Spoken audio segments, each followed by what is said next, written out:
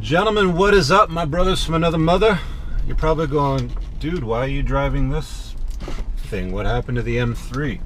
Well, as you can tell by the title of the video, I sold the M3.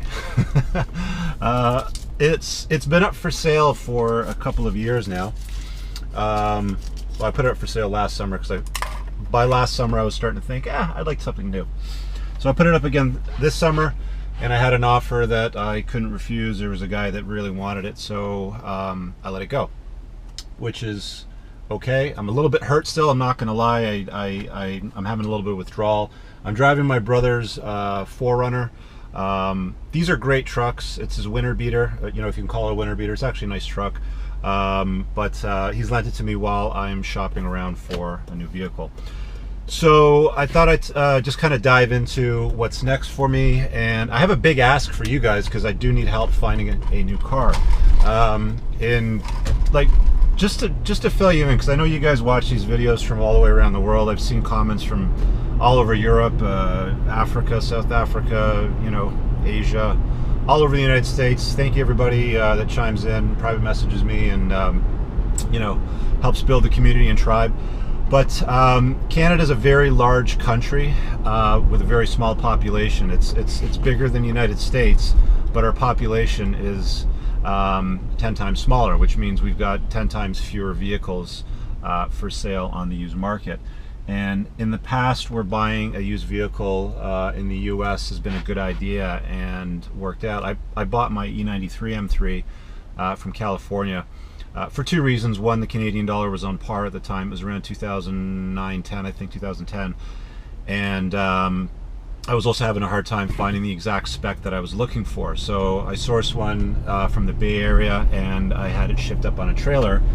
The thing being is when you buy stuff from the US, you're paying 19% tax on top of the purchase price of the vehicle to plate it and license it in Ontario, Canada, which could work out if you're dealing with money at par, but the Canadian dollar is at a 25% roughly disadvantage to the American dollar right now, so it doesn't make a lot of financial sense to import another vehicle from the US. It does make sense to buy a domestic, and what I mean by domestic, it's any vehicle that was manufactured in North America from the US if the dollar works out right. I ended up buying my M3. I probably saved about $5,000 over what was being sold on the market here in Canada at the time, but I was more interested in getting the exact spec that I wanted. It had to be white on red leather with a double clutch, and a few other bits and pieces of trim that I wanted in it, and that's what I found. It just happened to be in California, so I bought it there. Moving on. So I'm just heading actually back to the shop where I sold my car yesterday, because the guy that bought it did not want the Akrapovic muffler section, so I brought the stock muffler and they stuck that back on the car, and I'm picking up the Acra muffler section. So if anybody's interested in that, that'll go up for sale soon. You can private message me. It's not going for free, guys, so don't ask me for favors. It's going to go for whatever market value is, but it's in good shape. If anybody's interested, just ping me on that. So I need a little bit of help finding a car. I know there's cars out there that might be for sale that may not be listed on the Auto Trader. If you know of anybody that has a vehicle in Canada, I'm willing to travel. You know, I'll hop on a plane and fly to Vancouver, for example, if it makes economic sense to buy the car there and then drive it back, or maybe trailer it back or something. But yeah, I'll need help finding a vehicle. If anybody out there has any contacts in Canada, again, it has to be a Canadian car. I have to stress that, guys. It can't be a car that's a US vehicle or in Europe. It just does make no sense right now. The Canadian dollar is at a shitty disadvantage on exchange rates, so I just can't go outside of Canada. You know, to give you an idea, a M4 convertible, for example, I found one that I like in the color spec. I'm trying to get the guy on the phone. He hasn't responded to me yet. I just left a message this morning. Goes for about $90,000 Canadian, and it's as much work to earn $90,000 Canadian as it is to earn, you know, $50,000 or $60,000 for a US spec M4 convertibles. Exact same year, everything. So cars are cheaper in the US. There's a lot more on the market. That's just the shitty thing about being in Canada. So if anybody knows of any of the following vehicles, shoot a message out to me. I'm looking for either an R8. Okay, I am interested in a couple of different scenarios, so let me back up a little bit. Scenarios being a low production, high desirability, last of its kind type vehicle, and I would consider maybe like a daily driver sort of beater, maybe something like a truck or like a Lexus or something like that that's got some miles on it that I can just drive and not worry about it breaking, and having the toy in the garage. So the toy vehicles would include, I love the R8 Spider. It has to come with a manual. Those are kind of last of its kind because the new R8s are no longer available with a manual transmission. Also like the R8 GT Spider. They only made, or Audi claims they only made 333 of them, but there's not a lot of those for sale. They come with the upgraded power package and carbon ceramics and lowered suspension and all kinds of bits and pieces and goodies, and I'd expect those to hold their value and perhaps go up in value. So Audi R8 GT Spider, or an Audi R8 manual transmission V10. It's got to have the V10 in it, don't want the V8. So looking for those. Also interested in Boxster Spiders, the 2015-2016 model I think it was. Again, also very low production. For every Cayman GT4 that they brought to a dealer here, my understanding is they, for every 5 Cayman GT4s they brought to a dealer, they only brought one Boxster Spider. I'm a cab guy, I do love convertibles, it's probably not going to change for me. The reason being is I rode motorcycles for a long time and I just like the open air feel.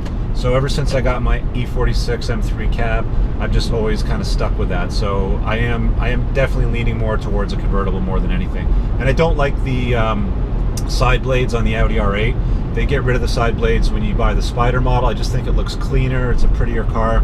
Just my personal preference, not interested in a R8 coupe. Also interested in an M4 cab.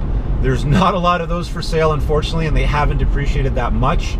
So if there's a M4 cab for sale that's not white, I don't want to get a white car this time. I want to switch it up a bit. I like stuff that's more stealthy, so like a metallic gray. I think it's called Space Gray in the BMW color lineup. Very nice color. I saw a Space Gray M2 yesterday on the highway that looked phenomenal.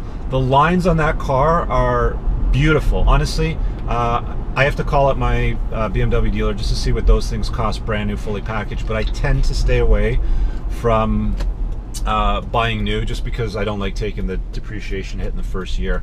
I'm just smart about my money that way. I figure somebody else can take the hit. But the M2 is an attractive package. Unfortunately, there's none available to test drive, so it'd basically be order and it would show up. That's another option. That's really it. I would even consider like a 2013, 2012 M3 competition package with low clicks, double clutch, like a nicely spec car. I've always liked those, and I still have a soft spot in my heart for the S65 V8. It's just such a great engine. I know you guys have. Like, if you follow me on Instagram and Facebook, I've seen comments from all you guys, and thanks for chiming in and offer condolences and congrats for getting rid of the car. But yeah, it's a beautiful car.